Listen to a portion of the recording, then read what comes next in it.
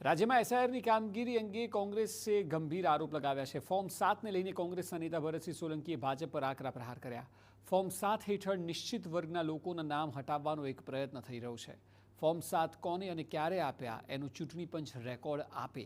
ગુજરાતમાં કાવા દાવામાં સફળ થશે તો અન્ય રાજ્યોમાં આ પ્રયોગ ચોક્કસ કરશે તેવું તેમણે કહ્યું।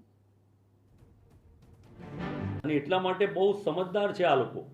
ગુજરાત એમની લેબોરેટરી છે, જે 12 રાજ્યોમાં આ સરનું કામકાજ ચાલી રહ્યું છે, એમાં ગુજરાત અને તામિલનાડુમાં આ પ્રક્રિયા ચાલી રહી છે।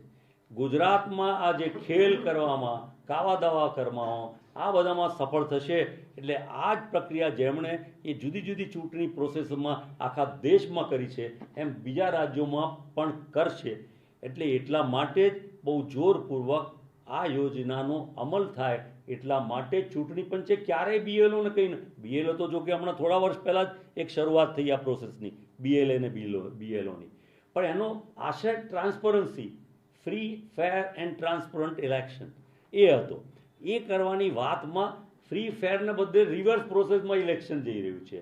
એટલે ઇલેક્શન કમિશન છે કે ભાજપનું કમિશન એજન્ટ છે, એ મને લાગે છે કે હવે પ્રજાએ નક્કી કરવાનો ટાઈમ થઈ ગયો।